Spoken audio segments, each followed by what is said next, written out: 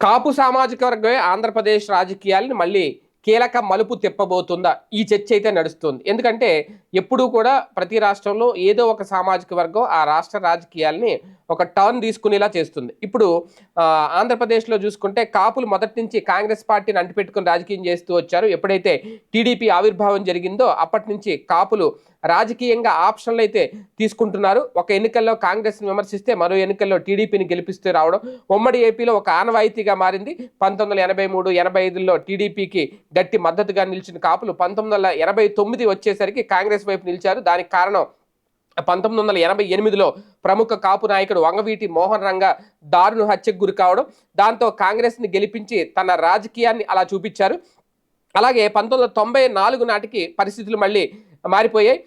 టీడీపీని కాపులు తమ చాయిస్గా ఎంచుకున్నారు. దాంతో చరిత్రలోనే అత్యధిక సీట్లు ఆ రోజు టీడీపీకి దక్కాయి. ఇక 1999లో చూస్తే టీడీపీకి జై కొట్టిన కాపులు 2004లో వైఎస్ఆర్ నాయకత్వంలోని కాంగ్రెస్ని గద్దెనెక్కిచ్చారు. 2009లో కొత్త పార్టీ ప్రజారాజ్యం వైపు అప్పట్లో మొగ్గు చూపారు. దాంతో 18 స్థానాలు 18% ఓటు బ్యాంకు ఆ పార్టీకి తగ్గింది. విభజన తర్వాత ఏపీ బాగు కోసం టీడీపీని మళ్ళీ కాపులు ఎంచుకున్నారు. దాని వెనక జనసేన అధినేత పవన్ వ్యూహం కూడా అప్పట్లో ఉంది అనేది, ఎందుకంటే టీడీపీకి ఆయన మద్దతు ఇచ్చిన నేపథ్యంలో కాపులు అటు మొగ్గు చూపారు. 2019 వచ్చేసరికి జనసేన ఒంటరిగా పోటీ చేసిన కాపులు మాత్రం వైసీపీ వెంట నడిచారు. కాపుల రిజర్వేషన్ విషయంలో టీడీపీ మాట తప్పింది అనే ఆగ్రహం వారిని అటువైపు నడిచేలా చేసింది వైసీపీ వైపు. 2024 ఎన్నికల్లో మళ్ళీ కాపులంతా గంప గుత్తుగా టీడీపీ కూటమిని గెలిపించారు. కారణం జనసేన టీడీపీతో పొత్తు పెట్టుకోవడం. ఇది అందరికీ తెలిసిన విషయం. అయితే ఇక్కడ విషయం ఏంటంటే టీడీపీ కూటమిలో జనసేన కీలక పాత్ర పోషించడంతో గోదావరి జిల్లాలో కూటమి క్లీన్ స్వీప్ చేసింది. అంతేకాదు కోస్తాలో అనేక జిల్లాల్లో ఎప్పుడూ లేని విధంగా కూటమి బంపర్ విక్టరీ కొట్టింది. అంటే దాని వెనక కాపులు ఉన్నారు అనేది కొంతమంది విశ్లేషణ. అలాగే ఉత్తరాంధ్ర జిల్లా చూసుకున్నా, ఎక్కడ చూసుకున్నా. కాకపోతే ఇక్కడ విషయం ఏంటి అంటే ప్రధానంగా వైసీపీకి సంబంధించి ఇప్పుడు మళ్ళీ వైసీపీ ఆలోచన కాపులను తమ వైపుకు తిప్పుకునే ప్రయత్నం చేస్తుందట. పార్టీలో ఇప్పుడు పెద్ద పదవులన్నీ కాపులకే పెద్దపీట వేసే ఆలోచన, ఒక mind game already Jaganmohan Reddy గారు మొదలుపెట్టారు. ఇందులో భాగంగానే ఉత్తరాంధ్ర జిల్లాలో పదవులన్నీ కాపులకే కేటాయించారు. రీజనల్ కోఆర్డినేటర్గా మాజీ మంత్రి కన్నబాబు నియమించారు. ఆయన కూడా కాపు సామాజిక వర్గానికి చెందిన వారే. అలాగే బొత్స సత్యనారాయణను స్థానిక ఎమ్మెల్సీ ఉప ఎన్నికల్లో అవకాశం ఇచ్చారు. శాసనమండలి చైర్మన్గా క్యాబినెట్ ర్యాంకు హోదాను కూడా కట్టబెట్టారు.